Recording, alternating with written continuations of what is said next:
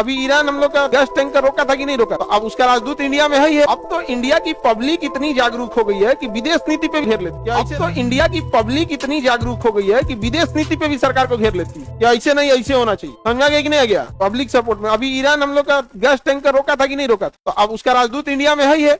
अब इंडिया में सारे लोग न्यूट्रल रह रहे थे और इंडिया में मेजॉरिटी लोगों ने कहा कि नहीं, लड़कियों के स्कूल पे हमला गलत है। और किसी के वेनेजुएला के राष्ट्रपति को तुम उठा लाओगे, उसकी पत्नी सहित किडनैप करके उसको घर में घुस के राष्ट्रपति, एकदम गलत है। उसके वर्ल्ड लीडर को मार दिए, उसकी बेटी को मार दिए, उसके दामाद को मार दिए, उसका बेटा मार दिए, उसकी वाइफ मार दिए, उसका खानदान मार दिए। ये कौन सा तरीका है यहाँ पे? तो इंडिया की मेजोरिटी पब्लिक ने बोला था, तो उसने जो छोड़ा टैंकर ने भी, उसने भी उसके राजदूत ने बोला है कि इंडिया के पब्लिक को हमने देखा कि बहुत सारे इससे दिक्कत हो रहे थे एलपीजी और क्रूड ऑयल के लिए यहाँ पे। तो हम लोग के जहाजों को धीरे धीरे रास्ते मिले, लेकिन युद्ध का माहौल होता है, उसमें ये पता नहीं चलता है कई बार कि हमारा जहाज है कि किसका जहाज है। तो युद्ध की स्थिति बहुत टेंस होती है। लेकिन आप समझिए पीपल टू पीपल कनेक्शन, उसने स्पष्ट बोला ना कि भाई इंडिया के पब्लिक के लिए। अब हम ही लोग पब्लिक भर के गरियाने लगे तो मरिए रहा है, 6 महीना और रोक देगा। तो पब्लिक क्या हो गई है, जागरूक हो गई है यहाँ पे। अभी दोबारा अध्यादेश आएंगे ना, पब्लिक के उठा के क्वेश्चन पूछ देगी, नहीं समझे? अब तो सुप्रीम कोर्ट के फैसला खिलाफ आदमी रगड़ देता हूँ। विधायकवा को मिला था ना, रेप किया था तो उन्नाव वाला,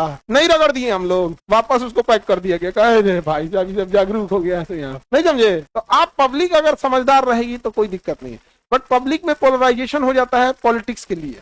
अब देखिएगा पब्लिक लोग ना जो अपने नेता को ना दामाद समझ जाते हैं, जिसको वोट दिए उससे चढ़ के काम कराओ, यार तुम्हारे लिए वो नौकर है, हुमच के काम कराओ तुम उससे, तो उसको दामाद बना लेता है। ये प्रणाम बैठिए बाकी यहाँ से चढ़ के काम कराओ उसको, समझा गया? देश में अचानक नहीं चेंज होगा, लेकिन धीरे धीरे चेंज होगा। जब देश आजाद हुआ, जवाहरलाल नेहरू का एगो बुढ़िया कॉलर पकड़ ली, क्या हुआ? अभी तक कोई चेंजिंग नहीं हुआ। अब जब देश आजाद हुआ था ना, तो अंधेरी गली के मुहाने पे हम लोग खड़े थे, लोग अंग्रेज पूरा खून चूस के लेके चले गए, भुखमरी से लेके तुझे पैसा उसा कुछ था नहीं। अच्छा, उस समय ना टेक्नोलॉजी था ना इंडस्ट्रियलाइजेशन था, और ट्रांजिशन फेज में जा रहे थे। पूरी दुनिया में व्यापार का स्थिति खराब था क्योंकि सेकेंड वर्ल्ड वॉर जस्ट खत्म हुआ था। तो अचानक से कुछ नहीं कर सकते। अच्छा, हम लोग के जो उस समय के लीडर थे वो कोई लीडर नहीं थे, वो सब स्वतंत्रता सेनानी थे, वो लड़ना जानते थे, अंग्रेजों से लड़े। अब ना हो गया कि डेवलपमेंट की ना आईआईटी हुआ करता था, तो मौलाना अबुल कलाम आजाद आईआईटी स्टार्ट किए, तो फिर यहाँ पे राजकुमारी अमृता कौर ने एम्स स्टार्ट किया। तो ऐसे सारे लोगों ने मिल के चालू किया। यहाँ पकड़ के उनको करिए कि क्या फायदा हुआ। हमारा अभी स्थिति वैसा ही है। उन्होंने कहा था कि आजादी से फायदा यही है कि एक प्रधानमंत्री को रोक के आप सवाल पूछिए, क्या वायसराय को रोक के पूछ सकती थी, यही जलियांवाला बाग बना देता। तो लोकतंत्र का मतलब है आप जिसको वोट दिए हैं